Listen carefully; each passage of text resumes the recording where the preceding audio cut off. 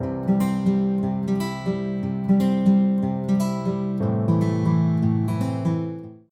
everybody, welcome back to 2 Minute Tips. This week I am going to be sharing my life hacks for how I actually incorporate prayer and Bible reading into my own life. And here's the first one. I have found that if I don't plan when I'm going to pray and read the Bible, that it's not going to happen.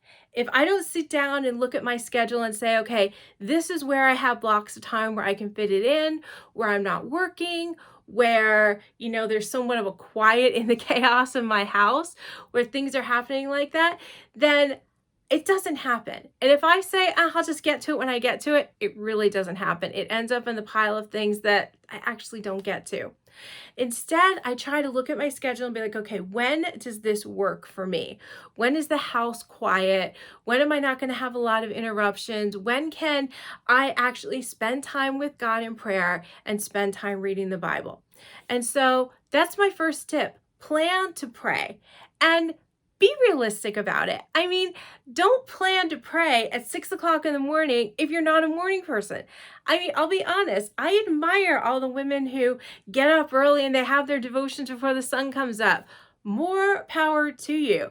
I am asleep before the sun comes up. And if I would try to do that, it wouldn't happen. I would just end up falling asleep while I was praying. So be honest with yourself and be like, you know what? I'm more of a morning person. I'm more of a night person, but this is when it works for me, and I'm going to schedule this time to pray.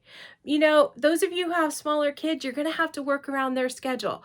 Recently, I talked to a friend of mine, and she said, she does have to get up earlier because she wants to get her time of prayer in. She wants to get a shower and pray and read the Bible before her kids head off to school.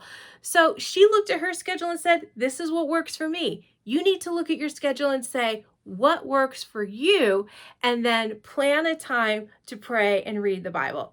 It'll work better for you that way.